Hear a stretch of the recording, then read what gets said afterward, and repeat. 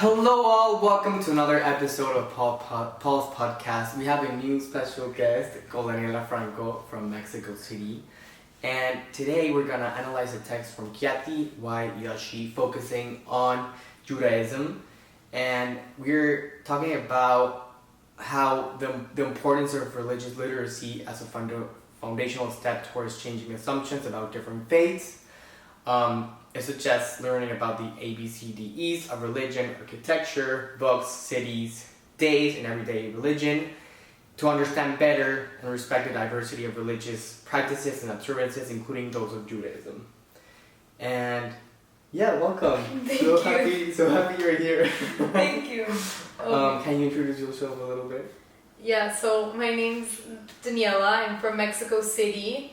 And I'm Jewish. I'm a Sephardic Jew, meaning my great-grandparents come from Syria and Turkey, and then they moved to Mexico, and yeah. Perfect. So, to start things off, tell me a little bit about Jewish architecture, like the synagogue. Is there anything special about the placement of things and how it's built? Yeah, so basically a Jewish synagogue, specifically an Orthodox one, the one that I've been a part of my whole life. The first thing is that it's split up into two sections. There's a back one and a one in the front because the men and women don't sit together in the synagogue, so the women sit in the back. And there's also this podium in the center of the men's section where the rabbi is there reading and praying whenever there's a Jewish holiday. And then all the way at the front, there's the ark where the Torah is in, which is always closed until, let's say in Yom Kippur, they open it up a little bit and people carry the Torah. And there's also a lot of natural light coming in temples to express like an eternal light. And because it's said that in a temple and in a synagogue, when you're praying, you're connecting with God. So obviously there's a lot of natural light in a synagogue. Okay, really interesting. Adding to everything about the architecture in the synagogue, cities are really important. Can you please talk about the main cities and how you are connected to them? Yeah, so the main city obviously would be Jerusalem, which is in Israel. And Jerusalem means a lot to a lot of religions, but for the Jews, it's where the Western Wall is, or how I call it, the Kotel. And that, the Western Wall is basically the last remaining wall from the destruction of the Second Temple that goes way far back. And that Western Wall is super important to Jewish people because every time I go to Israel, we go to the Western Wall and you have to be dressed covering your knees, your elbows, your shoulders, and you basically walk up towards the wall, you pray to the wall, you leave a sticky note with like a wish or something you want to happen, wish for good health, and a lot of people pray there every Friday night for Shabbat. And then when you walk away from the wall, you're not supposed to walk like towards your back to the wall. You have to walk like facing the wall, and then you can turn around once you reach a certain point. But yeah, Jerusalem is super special to the Jews, and obviously Jews are all over the world, but I think Jerusalem is like the main religious place for us. And can you share a little bit about what you wrote, or no? What I wrote? Yeah. Well, it all depends. I've been to Israel a couple times, and every time I've written something different, but the main things is health, happiness, love, and stuff like that I want to like keep in my life. Okay. And also about the cities, I have many Jewish friends that have been to the military as a part of like surveys, and for the like during the summer or like long expeditions. Do you have any siblings that have done it? The military service, no siblings, but because basically in Israel, if you live in Israel, you have to go to the military once you turn 18. Men, it's 3 years, and women, it's 2 years, and you can do anything you want in the military, from a combat soldier to a tour guide for the bases. There's a lot of options that you can do. And then there's also lone soldiers. And lone soldiers are those that come from all over the world to fight in the army. I have friends that are doing that right now, and a friend that just finished his service. But for us, it's not forced to fight. It's more like the lone soldiers are ones that want to protect Israel. Okay. Religious books do you guys have in Judaism, and how do you use them in your religion? So basically there's obviously the Siddur, which is the prayer book, and we use them in Shabbat, in Yom Kippur, Rosh Hashanah, all those religious holidays. All the prayer books are in there for the holidays. There's also the Torah, which is the main kind of book, and the Talmud.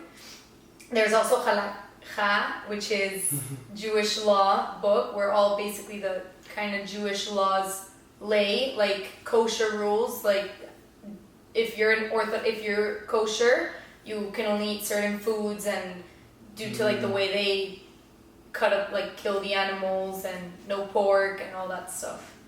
Okay. Perfect. And then to continue, my other question is, what are your favorite festivity dates and why? My favorite festivity dates, I mean, there's a lot of holidays. So there's, as I mentioned before, there's Yom Kippur, which is the day of like kind of forgiveness. It goes right after Rosh Hashanah. It's kind of to go into the new year, which is Rosh Hashanah, in a like new way, cleansed way. You fast for 25 hours and you say sorry to God for anything you've done in the past year, and you ask for forgiveness, and you kind of put goals for the next year. And then there's also Rosh Hashanah, which is a Jewish New Year, and there is Passover as well, which is when the Jews like to commemorate the Jews that escaped Egypt. And basically, I think my favorite one would probably be Passover, because there's a lot of family dinners that come with that, and for 7 days we can't eat bread or gluten. And I still eat rice because I'm Sephardic, but Ashkenazi Jews, I'm pretty sure they don't eat rice. And it's just very nice. It's a very nice holiday. That's great. That's great. And also, I wanted to add a little bit about what the author said in the article. And he talked about how a teacher mistakenly wishing Jewish students happy Yom Kippur. And I was talking to you about that earlier, about how is it like a bad way of saying happy Yom Kippur, since it's like more like a cleansing, reflection, 25 hours? 24? Yeah, 25. 25. Is it like wrong to say happy Yom Kippur? I think so, because if someone were to say happy Rosh Hashanah, that's not offensive because it's Happy New Year.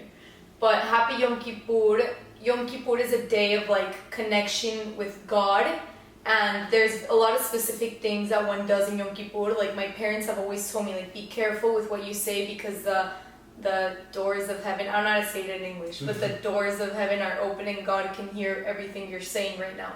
So it's very much just like a day of reflection and to connect and pray, and it's not really like a happy Yom Kippur kind of thing. Like, it's, I don't know how to explain it. But yeah, I can see why some might find that offensive. Okay. Yeah, I get it. And now you were talking about kosher and everything, orthodox of the branches. What branch of Judaism do you consider yourself in? And can you explain a little bit why? Yeah, I wouldn't consider myself Reform because I'm not Orthodox and I'm not really kosher. The only thing I don't eat is pork. And I do respect all the holidays. I have Passover, Rosh Hashanah, Yom Kippur, and I go to the temple, but I don't respect Shabbat, which means that you can't use phone, electricity, you can't get in a car from Friday to Saturday. And I can't do that because I live by myself, so I'm not fully Orthodox, but I still try to do Shabbats here in LA without my family. Yeah. With your friends. Yeah, but I would consider myself Reform. Perfect. And talking about every branch of Judaism, can you describe a little bit about your daily life as a Jewish person? What do you wear? What are the... So, something I always wear is this necklace. It says my name in Hebrew, Daniela. Okay. Just as a kind of like, not reminder for myself, I know I'm Jewish, but as like, it's like part of who I am, and I want people to know that too. And I wouldn't say there's much daily life with Judaism because I'm not Orthodox, but every Friday night, Shabbat dinners, there's a lot of Jewish holidays that are very important to us and that I miss school for and stuff like that like some schools might not understand, but yeah, I don't know much about daily life, but every Friday I light Shabbat candles and I say the prayers and yeah.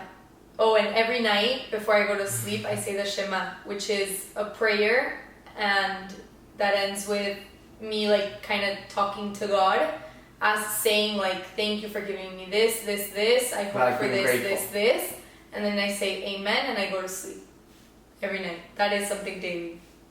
That's great. I love it. And here we have, what's it called, a kippah? This is a kippah. I actually have this from a wedding, and men put this on in any Jewish holiday or celebration. So in a Shabbat dinner, they'll put it on their head, like this, only the men, not the women.